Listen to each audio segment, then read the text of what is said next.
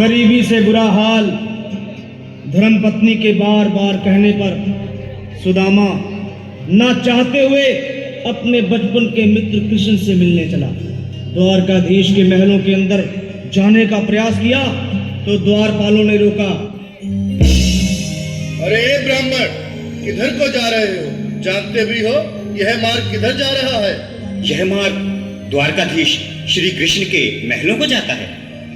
हे विप्र, तुम यहाँ कहाँ भटक रहे हो? ए भाई, जानता हूँ ये मार्ग श्री कृष्ण के महलों को जाता है। मैं उनसे ही मिलने आया हूँ भाई। यह भी खूब रही। द्वारकाधीश से मिलने का यह कौन सा समय है? महाराज अभी दरबार में नहीं है। अरे पंडित जी, श्री कृष्ण अपने महल के शयन कक्ष में आराम कर रहे हैं।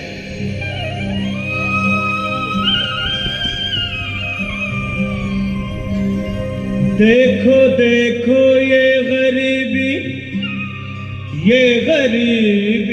का हाल।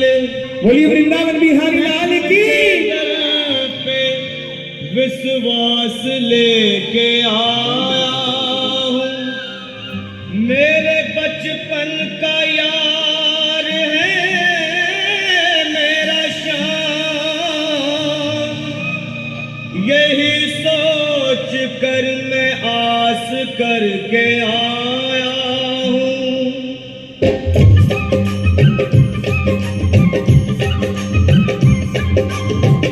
अरे द्वारपालो कन्हैया से कह दो, अरे द्वारपालो उस कन्हैया से कह दो कि दर पे सुदामा गरीब आ गया है।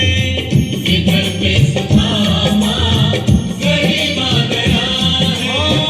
भटकते भटकते न जाने कहाँ से, भटकते भटकते न जाने कहाँ से तुम्हारे महल के। एक बार मिलकर तालियां बजा दो सभी बार मिलकर।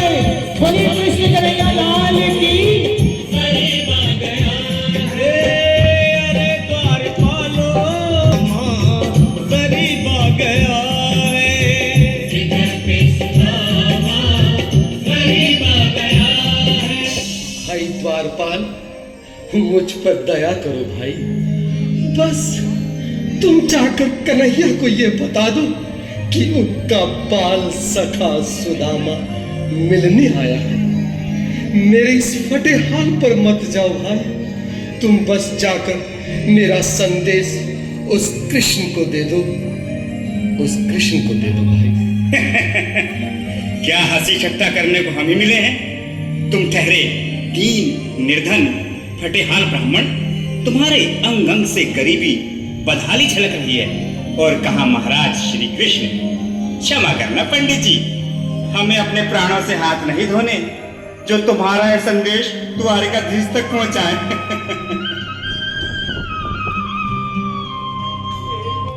सर पे है पगड़ी, बजा के तालियां जोरदार। बोलिए कृष्ण कन्हैया लाल की।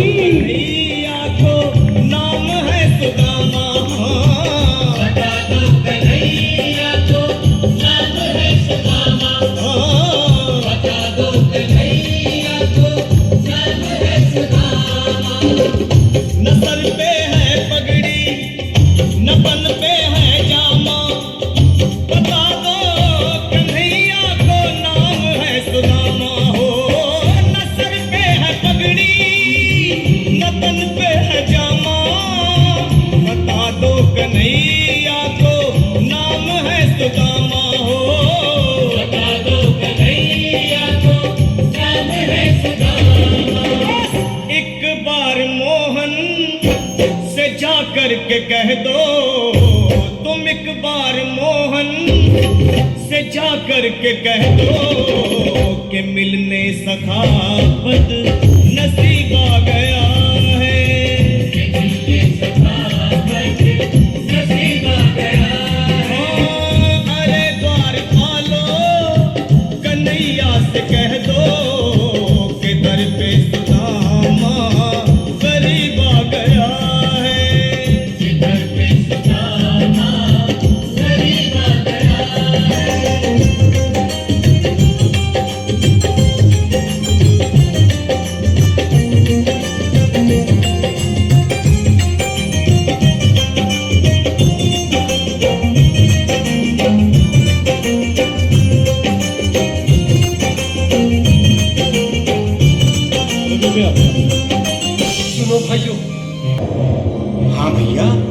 सुबह से शाम होने को है, पर ये यहाँ से जाने का नाम ही नहीं ले रहा।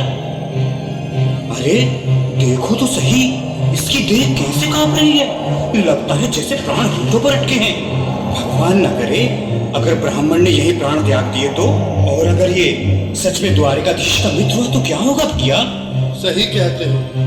अगर ब्राह्मण हत्या का पाप लग गया तो पीढ़ियां नरक भोगेंगी। अगर महाराज का मित्र हुआ तो मृत्यु दंड का भय है।